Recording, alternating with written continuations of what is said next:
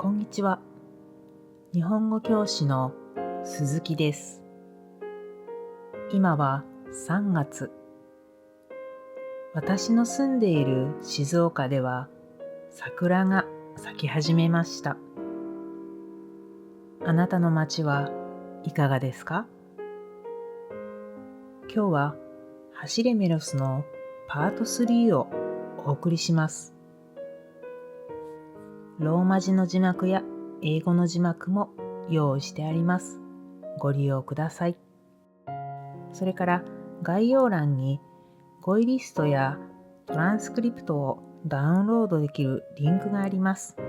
ぜひご利用ください。王様との約束を守るため、メロスは妹の結婚式を終え、お城に向かいました。しかし、想像もしていなかった災難がメロスに降りかかりました。何が起こったのでしょうか。走れメロス、太宰治。前を見ると大きな川がありました。昨日の大雨で山の水があふれ、川の流れが激しくなっていました。濁った水がものすごい勢いで下流へ流れていました。そして橋はバラバラに壊れ、流されていました。メロスは何も言えずに立ちすくみました。あちこちを見回しました。大きな声で人を呼んでみました。しかし、川を渡るための船は流され、渡し森の姿も見えませんでした。水はさらに増え、まるで海のようになっていました。メロスは川岸に座り込んで泣きました。そして天に向かってゼウスに手を挙げ、強く願いました。ああ、どうかこの激しい流れを沈めてください。時間がどんどん過ぎていきます。太陽はもう真上にあります。あれが沈む前に王様の城にたどり着かなければなりません。あの大切な友達が私のせいで処刑されてしまいます。川の流れはメロスの叫びを馬鹿にするかのようにますます激しくなりました。波は波を飲み込み、巻き、激しく揺れ動きました。その間にも時間はどんどん過ぎていきました。メロスはついに覚悟を決めました。もう泳ぐしかない。ああ、神々よ、私を見ていてください。この激しい川にも負けない愛と誠の大きな力を今こそ発揮してみせます。メロスは大きく息を吸いました。そしてザブンと川へ飛び込みました。濁った水は100匹の大蛇のようにうねり、メロスを飲み込もうとしました。しかしメロスは必死に泳ぎました。波に飲まれながらも力いっぱい腕を動かしました。こんなものには負けないぞ、と心の中で叫びながら、かき分け、かき分け、泳ぎ続けました。まるで獅子のように必死で戦いました。その姿を見て、神様もかわいそうに思ったのかもしれません。ついにメロスは対岸の木にすがりつくことができました。ありがたい。メロスは馬のように体を震わせました。そしてすぐにまた走り出しました。先を急がなければなりませんでした。メロスは一刻も無駄にはできないと思いました。太陽はすでに西に傾き始めています。メロスは息を切らしながら峠を登りました。そしてやっと登りきったとき、ほっと息をつきました。その時、突然、目の前に山賊の一団が現れました。待て。何をするのだ。私は太陽が沈む前に王様の城へ行かなければならない。話せ。話すわけにはいかない。持っているものを全部置いていけ。私には命しかない。そのたった一つの命もこれから王にくれてやるのだ。その命が欲しいのさ。さては王の命令でここで私を待ち伏せしていたのだな。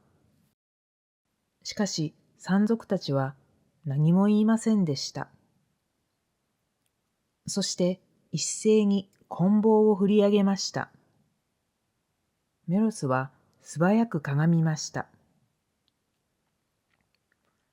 そして鳥のように素早く山賊の一人に飛びかかりました。その男の棍棒を奪い取るとメロスは叫びました。すまないが正義のためだ。そして力いっぱい殴りました。たちまち3人の山賊を倒しました。残った山賊たちは驚いて動けませんでした。その隙にメロスはすぐに峠を走って下りました。メロスは一気に峠を駆け下りました。しかし、さすがに疲れが溜まっていました。ちょうどその時、午後の強い太陽が照りつけました。メロスは何度もめまいがしました。このままではいけない、と思って気を取り直しました。よろよろと2、3歩歩きました。しかし、ついに力尽きて、その場に膝をつきました。もう立ち上がることができませんでした。メロスは空を見上げ、悔しくて泣き出しました。ああ、ああ、濁った川を泳ぎきり、山賊を3人も倒し、ここまで走ってきたメロスよ。真の勇者、メロスよ。なのに、今、ここで疲れ切って動けなくなるとは情けない。愛する友は、お前を信じたせいで、もうすぐ処刑されてしまう。これでは、あの王の思い通りではないか。そう自分に言い聞かせても、体はもう動きませんでした。全身の力が抜けてしまい、一歩も前に進めませんでした。メロスは道の脇の草の上にごろりと横になりました。体が疲れ果てると心まで弱くなってしまう。メロスの心の中にふてくされた気持ちが生まれました。もうどうでもいい。それは勇者には見合わない気持ちでした。私はここまで一生懸命走ってきた。約束を破るつもりなんて少しもなかった。神も知っているはずだ。私はできる限りの努力をしてきた。動けなくなるまで走り続けてきたんだ。私は嘘つきなんかじゃない。メロスは胸を押さえて思いました。ああ、できることならこの胸を切り開いてみせたい。真っ赤な心臓を見せたい。私の心臓はただ愛と誠実な血液だけで動いているんだ。しかし、もう限界でした。大切なこの時に力が残っていませんでした。私はなんて不幸な男なんだ。きっとみんなに笑われる。私の家族も笑われる。私は友を裏切った。途中で倒れてしまうのは、最初から何もしないのと同じことだ。ああ、もうどうでもいい。これが私の運命なのかもしれない。セリヌンティウスよ、許してくれ。君はいつでも私を信じた。私も君を裏切らなかった。私たちは本当に良い友だった。一度もお互いを疑ったことはなかった。今も君は私を信じて待っているだろう。ああ、きっと待っているだろう。ありがとう、セリヌンティウス。君は最後まで私を信じてくれた。それを考えるととてもつらい。友のを信じ合う気持ちはこの世界で一番大切な宝物だ。セリヌンティウス、私は走ったんだ。君を騙すつもりなんて少しもなかった。信じてくれ。私は急ぎに急いでここまで来たんだ。激しい流れも泳ぎ切った。山賊に囲まれたけれど、すり抜けて峠を駆け下りたんだ。私だからこそできたんだ。ああ、もうこれ以上私に期待しないでくれ。もうどうでもいいんだ。私は負けたんだ。だらしがない。笑ってくれ。王は私にちょっと遅れてこいと言った。もし遅れたら君を処刑して代わりに私を助けてくれると約束した。私は王の卑怯な考えを憎んだ。しかし今私は王の言った通りになっている。私は遅れて城へ行くだろう。王は私を見て勝手に納得し笑うだろう。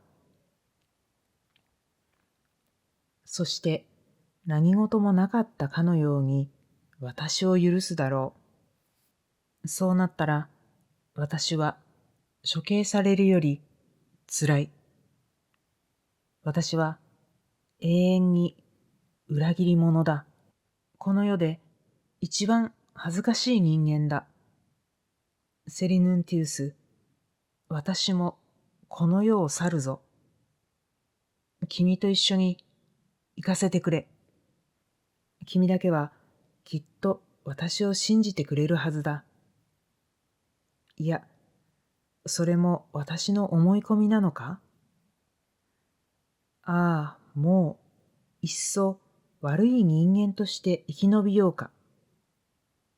村には私の家がある。羊もいる。妹夫婦もいる。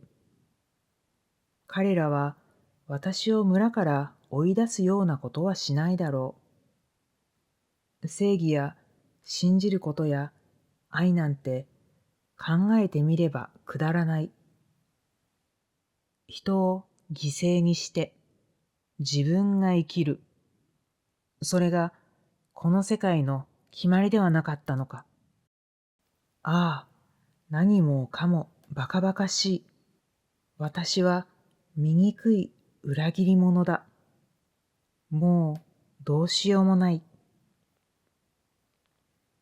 メロスは疲れ果て、手足を投げ出しました。